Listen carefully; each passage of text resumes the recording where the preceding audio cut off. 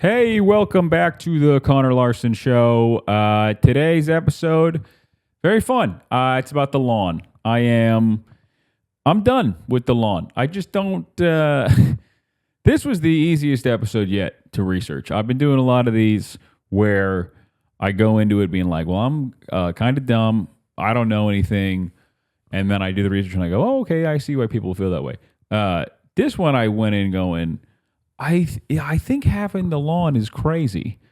And then now I'm like, oh, it's 100% crazy. This is a whole episode just about, why I don't understand how we did this. I don't understand how we got to a place where every weekend for 3 of the 4 seasons, people got to spend hours outside doing stuff that it's kind of fun. I'll be honest. I mean, that if people marketed the lawn as fun, I'd be into it. But they don't. There's a lot of stuff that's like there's a lot of weird stuff in the lawn. So this episode is going to be about how do we get to a place where the lawn is the thing you got to do, and should we be doing that? Because I don't think we should. And I love being outside. I love mowing the lawn. I love the garden, but the lawn is crazy. So we'll get into that and. Today is June 8th, and I had a great weekend. I went to Notre Dame, in the Indiana Notre Dame, not France, Notre Dame, and with my buddy Aaron Weber this weekend, and it was so fun. I went with Aaron, my buddy Taylor, very funny photographer who also does some comedy, and we had a blast. Notre Dame is one of those places where you want to see it no matter what. You know, I love college football. So I just always was, I've seen a million Notre Dame things. Notre Dame is maybe the most famous college football school. And so I wanted to go see it. Pretty different than I thought. Pretty different. Notre Dame itself is pretty much what you thought it would be. It's old and beautiful, and the campus is it looks like Hogwarts. And they had a lot of cool trees, which I was the only person who cared, I think. We were walking around the campus and everyone was like, look at that. Gold domed building. And I was like, are you seeing this tree? So that's when I realized that my tree problem pretty advanced, but they had some beautiful trees, and trees as I get older are cool because you can't, that's the one thing you can't fake. You can't fake old trees. I mean, I guess you could. I'm sure a billionaire could, but I don't know. Can you? I don't think you can move like a 150-year-old oak tree no matter how much money you got, which is kind of fun. So, we went to Notre Dame. So Notre Dame's beautiful. The town of South Bend, maybe the ugliest town I ever saw. It's up there. It's like truly, it was just like desolate. There was nothing.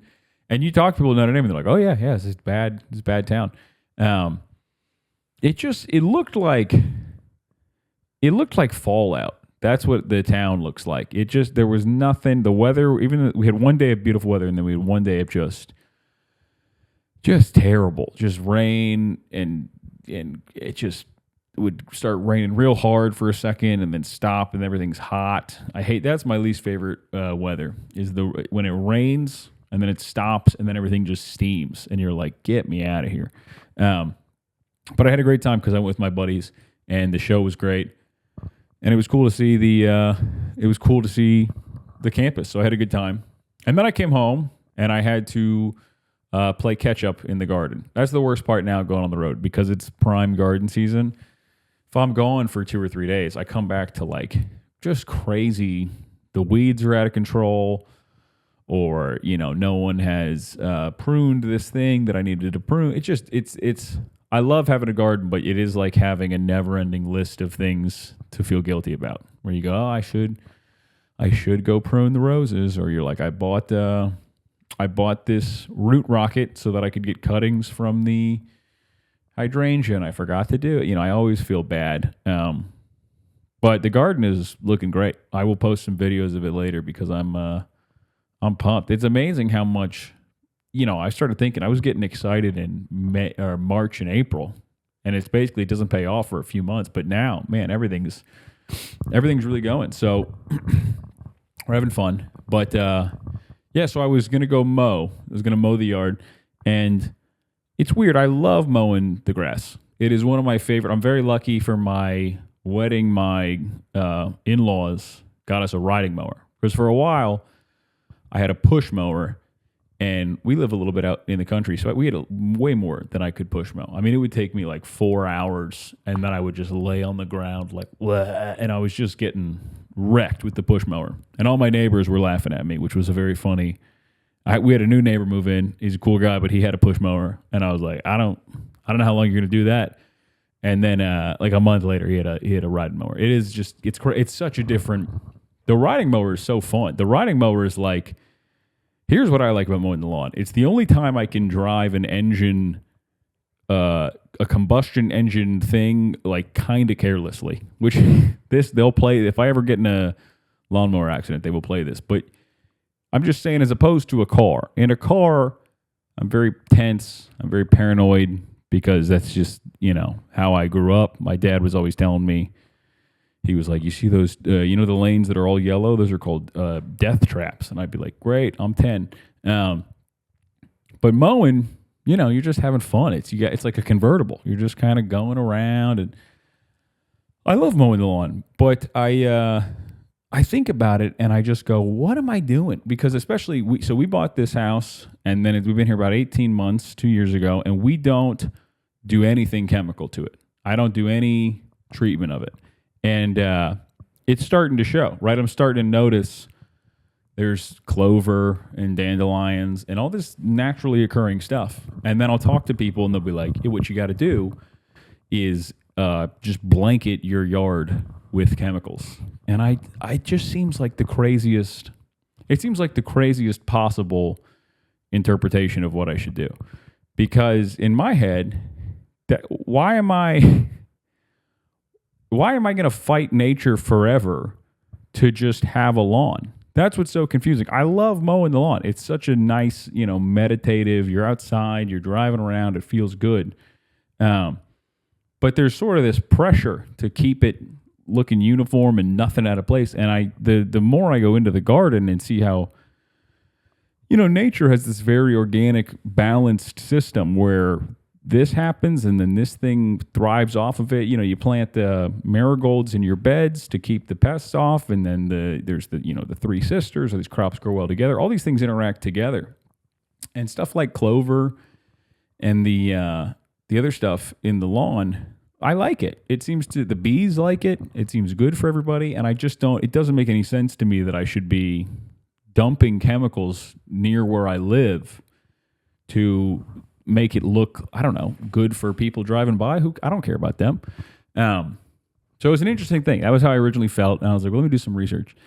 And it's even crazier than I thought. I think we all, on some level, in 2026 know that the lawn is kind of crazy.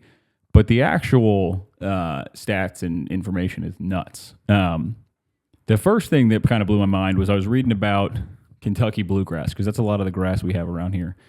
And there is no bluegrass in Kentucky. It's like an invasive grass that they brought over from Europe. And there's all these states, so there is no bluegrass in Kentucky. The bluegrass state doesn't make any sense as a name. I love that they were like, whatever, we're doing it anyway. And it's called bluegrass because if you let it get 2 or 3 feet, it looks kind of blue, but no one ever lets it get 2 or 3 feet. So I'm going to say Kentucky is the worst nickname for a state. I love Kentucky, but that's a terrible nickname. And so they brought it over, and it just outcompetes the native grasses, and it's a huge hassle, which whatever, none of that's a big deal. But the more you look into what you got to do to maintain it, it's crazy, right? So I was like, all right, well, how did lawns start? And it says lawns started in like the 1700s, 1800s, or before that, when it was basically a flex. It was like a rich guy's way of saying, you know how we all depend on growing stuff to live. I'm so rich I don't have to, and I can pay people or not I can have people keep the grass a certain length. I can just basically waste this. That's what a lawn originally was. It was a guy being like, I can just have this look pretty. It doesn't need to make sense. Which is like the worst type of rich guy flex. It's like the guy who bought the Wu-Tang album for like $1 million so no one could hear it. It's just one of those things where you go, I guess it's cool if to somebody, but I think you suck. That's what I think. That's how it reads to me. So they did all this, and then I got kind of fired up. I was reading about after we fought the Revolutionary War with England, lawns, because lawns are like a British thing, like an English European thing, keeping your grass like that. The early Americans were like, lawns are for the loyalists or whatever. They didn't like them. So in the beginning, it was a little patriotic to just let it go native. And then you have that. Then they make in the 1800s, a guy makes the mower, like the real mower, REEL. So you can mow your lawn. You can keep it that way if you want. And then, like always, despite the fact that we all say we hate rich people, but then we end up imitating them in stupid ways. People start doing it, and people are spending, tons of time. And again, I get it because it is. I've mowed the lawn and been like, that's a good looking lawn. It is fun, and it's meditative, and it gives you some pride when your lawn's looking good, and you look at your neighbor's lawn that isn't looking good, and you're like, but now I'm in this weird spot where I'm spending all sorts of time outside, and there's a lot of work going into a lot of projects, and the lawn just seems like the dumbest one every time. Like I'll get done. I was like using a hoe to clear this area out so I could plant sunflowers and zinnias. And then it took me 3 times as long to mow the lawn. And I was just sitting there going, I don't get any joy out of this. This grass is, it's looking worse as time goes on because I'm not treating it with chemicals. And, we are lucky enough we don't have an HOA. So I'm really just doing this for me. And it's like mass psychosis that we all are just like, well, if you're a nice guy, you got to mow your lawn. It's like, where did this come from? So they build the mower in the 1830s. And then in the 1870s, this guy comes out, Frank Scott, with a tagline that says, your lawn is everyone's business. And basically, he's the guy who starts the idea that you got to mow your grass. It's a sign of good neighborliness. Which is I'm like, for me, if you tell me this makes you a good neighbor or a polite person, that's going to get me. I always want to be a good neighbor or a good friend or nice. So that's a real strong selling point. And a lot of people I know who love their lawns are kind of like that. They're nice people and they just go like, there's almost a moral element to it. It's the right thing to do to keep your lawn up. And then when suburbs come out, when people start going like, I don't want to live in a city, and they start doing suburbs, some of the first suburbs, which kind of influence, it's funny to think of like there were suburb influencers, but some of the first ones came out and they would install lawns, and then they would actually, if you didn't mow the lawn, they would just mow it for you and send you a bill. So it wasn't like an opt-in situation. They just made you do it. And people loved the lawn. But interesting little note, they also... Back then, a lawn meant clover as well. Now people get rid of clover with chemicals, but for a long time, clover is just a part of a lawn. It's like a beneficial, natural part of a lawn, and then later it goes away for bad reasons. So that's sort of, everyone's got lawns, and then World War I and World War II happen, and people stop having lawns. Because it's a massive drain on your resources to... you got to use gas, like all these things that were scarce during the war, gasoline and labor and time and hours of, to invest in stuff. So they stopped doing that. And also the commercial farms, all those guys who used to work there are off at the factory. So people stop having the lawn. So it's an interesting thing. I always like when there's a concrete example of like, we can stop doing this. We don't have to do this. And then in World War II, the big thing is victory gardens, right? It's people growing their own food. And it's not like, I've been struggling with, for all the time I put into the garden, I think I grow sort of like a casual gardener, like a hobby gardener, and I just don't plant enough stuff to get tons of food, which I think I'm going to change. I think I'm going to try to start. I was talking to my friend who's like a market gardener, like that he makes money doing it. And he was like, you just got to be, you got to do way more plants and way more, just like, do it at scale. So that's what I think we're going to try to do. But that's what people were doing with these victory gardens. They stopped doing lawns. Everyone turned their lawns into victory gardens, and then they had, I think it was like 10 million tons of produce in 1943. So it's a real thing, and especially now where, we've been growing a ton of strawberries because I like them, and I go to the store and strawberries are like $8 for a little box, and you go, I mean, this at some level is real money. So the Victory Garden thing was interesting too because they grow it, everyone's into it.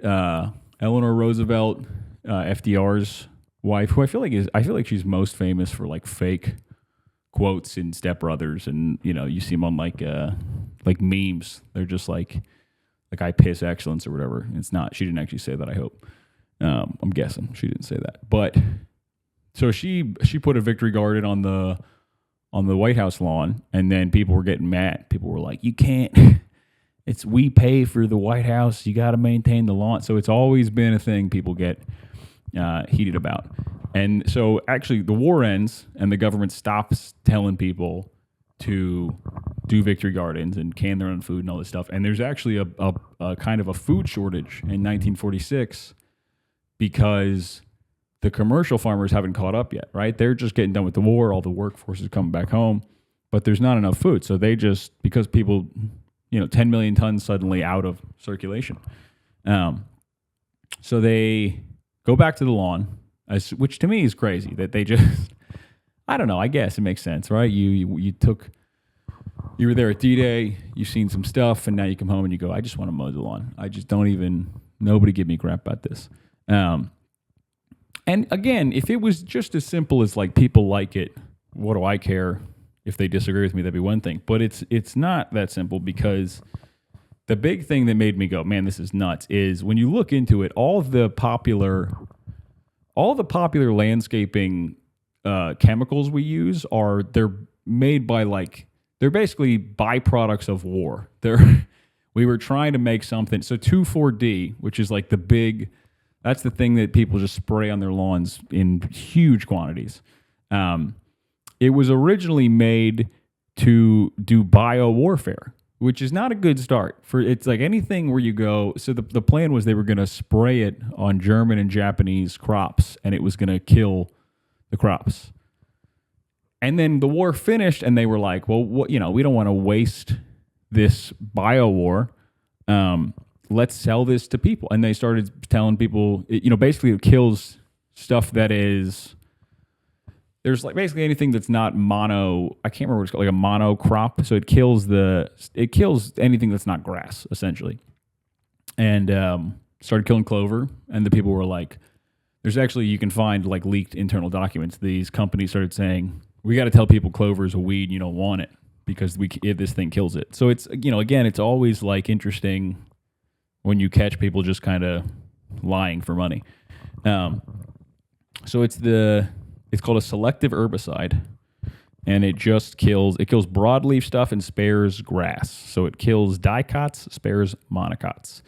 And so for a long time, clover is a good thing in your lawn because it fixes the nitrogen. Then they come out and they go, actually, this thing kills clover, so we're going to start saying it's bad. Which is, I always think about, I know people, I don't know. If I had a job and there was pressure, if I had a job like that and there was pressure, maybe I'd fall for it. But it does just seem evil to be like, let's just tell people it's a weed when it's not. So 2,4-D, that's the first one that we start getting. 2,4,5-T, which is, I guess, a few molecules away, is half of Agent Orange, which is not great. It's not great when we're pretty close to Agent Orange. And, it is pretty funny how much fertilizer and garden stuff is pretty closely related to like bombs and flamethrowers and bio-war. It's all, it makes sense because I guess that's what herbicides and these things are. They're bio-war, which makes it even weirder that people are just comfortable just dumping it around where they live. And, right now there's the big Monsanto case where basically is Monsanto going to be, it's like happening that, the ruling will come out next month, but is Monsanto going to did Monsanto have a requirement to tell people that this was going to give them cancer? Because a lot of the stuff in like Roundup and stuff has been proven to give you cancer and negatively affect your body. And it seems like the federal government is just going to say like, oh, they can't be in trouble for this. Just give them immunity, which is, I think, crazy. But a lot of these cases they've lost. They've set aside. Bayer, who makes aspirin, bought Monsanto, and they set aside like $10 billion for lawsuits because they were basically, I think, because they know they did some stuff and they're gonna keep having to pay this out. But all the stuff with glyphosate in it there's a ton of cases about it because it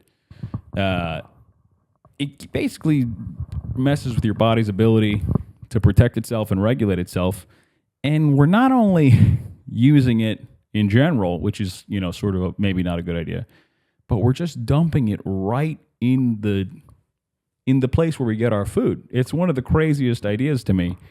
I mean, even if you didn't have all these studies, which we do, the idea that you're dumping chemicals I wouldn't want you to pour Pepsi on the food I eat. You know what I mean? That's how, just from a dumb guy's perspective, you go, well, that's probably not, if I could not have you do that, it would be good. If you put Mountain Dew on carrots, I'd be like, those are probably bad for me now. You know what I mean? There just seems to be some level of keep chemicals out of food, but I get, apparently not. Or I think the real answer is just they don't care. They don't care.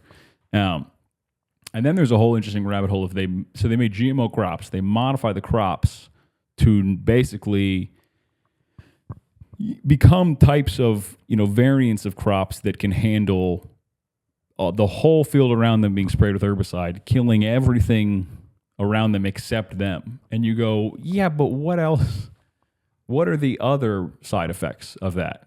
You know what I mean? Sure, you can now spray the whole field and it's easy, but is something else going on? Is the GMO stuff probably worse for us? So it's pretty crazy. I am curious how that case is gonna go. Them putting away $10 billion for lawsuits is just kind of, I don't know how that's not. That would seem suspicious to me. If you were like, we didn't do anything wrong, but we should have $10 billion on hand in case we did. And yeah, it'll be interesting to see how it goes out. I'm pretty sure they're gonna get away with it because every big company gets away with everything. But pretty insane. So there's the chemical part of it. That's another thing too. I don't know that our lawn's going to look like a natural place, which is not what that's not the ideal suburban lawn if we don't spray chemicals on it. And there's no part of me that thinks it makes sense to spray chemicals. So I just go, yeah, I guess we're going to let it go back to the way it is. And I also think you can make it pretty beautiful. I mean, we have parts of the yard that we have taken the grass out and planted flowers or planted vegetables, and they look great. So it certainly can be done, and a lot of it is less work. I think clover's pretty. If we cleared off a huge area and put borage down, and all the bees are apparently, it hasn't bloomed yet, so I don't know, but they say that's how you get the pollinators in, and they go to all the rest of your crops. So that's pretty interesting. Then the HOA element. That sealed the deal for me. I hate an HOA. I hate the idea of anybody telling other people what to do. Just kind of being in your business. So the fact that HOAs fine people and in some rare cases have taken people's homes for not having a grass lawn for doing other stuff. There's a case in Chicago, I think, where a lady was growing crops and they said you can't do that. There was one in Florida where the lady was going to get her house taken, but then they signed a new bill basically saying she was allowed to do. There was actually one case where they said the HOA bylaws say you have to grow something normal. That was literally the wording. And then the guy was like, well, everyone has grass, so normal means grass. And you're like, what? So I just have to do what everybody else does? That would drive me nuts. They also, when you start looking at how much water goes into these things, it's nuts. They said the amount of grass we grow with irrigation is about the size of Texas, and there's 3 times as much irrigated grass as there is corn. And corn's like, everywhere. There's massive fields of corn every time you drive through the Midwest. And there's corn syrup and everything. Everybody knows how much corn we grow. 3 times as much grass that we're irrigating. If the grass was just there, sure. But the fact that we're spending so much water on it, especially out west where there's, huge water problems, seems crazy. There also was a thing, I think they said Americans spend $36 billion a year on lawn care, which seems crazy. I mean, I mow my own yard and it's still expensive going to get gas, and you got to change the blades every once in a while, and there's some little upkeep stuff, but when you think about, you could be making money from the lawn and you could be creating systems that sort of, reinforce themselves, and the nature is a pretty good setup where you can kind of, if you tap into nature, you can do crop rotation, you can make your own compost and grow your own soil and then grow your own food. I mean, there's a pretty good upside to a lot of this stuff. And instead we're spending all this money to impress, I guess your neighbors. But if your neighbors are nice, they probably don't care. I mean, if they're people you want to be friends with, they probably don't care. And even if they do, it does feel like a little bit of a high school thing to worry about, to do something that doesn't make any sense just because of social pressure. But yeah, pretty interesting to me that just the amount of money that was going into it. And then there's the whole thing of going back to the bees episode. You're now taking away everything. It's a monoculture. You're just growing one thing that does nothing. And the only thing it does is cost a lot to maintain. And you're taking out all the plants that have beneficial effects, all the things that bring the pollinators. And that's the position. It would almost make more sense if society kind of shamed you for having a lawn and you were like, well, but I like it. It's my thing. But we're such pack animals that we all are doing the same thing. It doesn't even make sense. And again, I don't know how to feel about the whole thing because I love mowing the lawn. It's a good time. I like talking to strangers about that. They go, what type of mower you got? I go, I got this one. They go, oh, I got this. I like it. It's not like I'm saying I don't want to be out there. I'm just noticing I'm putting a lot of time and a lot of effort into something. And I feel like part of me goes, I should just rip all this out and start planting crops and planting flowers and doing all this stuff. But even knowing all this stuff and having read all this research, there's a part of me that goes, I don't know, man. Everybody else on the street's got a lawn. You can be the only guy who does it. Yeah, I don't know. Pretty interesting. I wonder if you listen to this and you've ripped out your lawn, how did it go? Did you like it? Because I would love to do it, but I'm a little hesitant. But I think I'm going to do it. I think we're going to slowly start reclaiming areas of the lawn and turning them into gardens.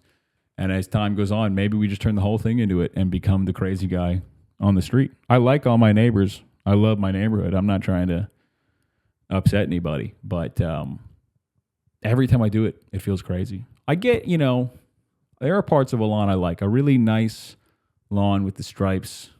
It's kind of mesmerizing. It feels peaceful. Like when I finish mowing the lawn and I look at it, I feel good. I go, all right, everything is calm. Everything is great. But yeah, it's pretty interesting. The other thing that blew my mind that I didn't know, so I guess, car engines have all sorts of environmental regulations. They can't be super dirty, and as time goes on, they have to emit less and less byproducts of combustion. But these non-road mowers, as they're called, they can do anything they want. So it said 1 hour of mowing is somewhere, because these things are always vague, between 100 and 350 miles of driving. So a commercial leaf blower, which is somehow 3 times as bad as a mower, I don't know how. 1 hour of blowing a commercial leaf blower is the same amount of pollution as a flight from LA to Denver, which seems bad. But I don't know. I mean, with this episode, I'm not trying to get anybody who likes their lawn, keep doing your lawn. I'm not trying to get anybody to change anything. But the longer it goes for me, the more I go, why am I doing this again? And yeah, I don't know. It just seems like I could have a lot more fun and have a more interesting yard if I had all sorts of vegetable areas, and maybe I'll just keep a little bit of an area that's my lawn square. That's where we throw the football. But that might look even crazier. So it'll be interesting to see, can I overcome my own feelings of this is what I'm supposed to do. But yeah, it's pretty amazing. All the stuff I read about just what crazy stuff they're doing. Here are some of the Julie Bass, Oak Park, Michigan, 93 days in jail for growing vegetables in her front yard. 17-year garden in Miami Shores, Florida. They were charged $50 a day, and it went on for 10 years. So at some point they just owed thousands of dollars. I mean, these are things that make you want to join a militia. That's the level of an HOA taking someone's house over a vegetable garden. It's like when in John Wick they shot the dog, and you were like, anything John Wick does from this point on is okay. That's how I feel when I read stuff like that, where I just go, there's nothing you could anything that happens to the HOA now, I'm fine with, because that just seems so petty and evil. But I don't know. Is there so much stuff that's changing out west? Some of these places are banning. You're not allowed to install these purely ornamental lawns and water the hell out of them, because they're starting to realize we're running out of water. You can't. That seems crazy. I wonder what it'll be like in the future. I read this thing about how much better concrete or the paved roads would be if we didn't make them dark. We made them light, because I guess the light reflection, it would make things cooler, like in places like Phoenix. And it's one of those things where you go, it shouldn't be that hard to change it if it makes sense. But no, I can't imagine them making that change, because it just seems like there's all sorts of stuff we all know is crazy that always happens. So I'll keep you updated. I think this will be the first of a couple episodes on the lawn. I'm going to try to piece by piece sort of reclaim it. And I know a lot of people who listen, are big garden people. If you've done it, let me know what you think. Or if you think I'm crazy, if you think there's some sort of spiritual, communal element to mowing the lawn I'm missing, let me know. But yeah, I don't know. It was an interesting day. I was on the mower the other day going, I love it, but I don't know how much I want to do this. So it's great. I got some garden videos that'll be coming out soon. I am very happy with how the garden looks. It is beautiful. It's so fun. And yeah, I appreciate everybody who comments. There's a lot of people who seem to be listening to every episode. Thank you a ton for that. I appreciate it. Commenting and leaving the review on the podcast and all the little stuff that everyone asks you to do. It is a big deal. It helps me a lot, and I really appreciate it. And yeah, I got some fun shows coming up. I'm going to be in Chattanooga and Kentucky, July 12th and 13th for I'm doing Don't Tell shows Friday in Chattanooga, Kentucky, Murray, Kentucky, Saturday. And then the week after that, I'm in Austin, Texas at the Mothership with my buddy Dusty Slay. I'll be opening for him. And we'll probably have a cigar, and I'll tell him, the lawn is a conspiracy, and we'll see how he feels about it. But yeah, this was a fun episode. I hope you guys liked it. As always, thank you very much for listening. I'll see you next week.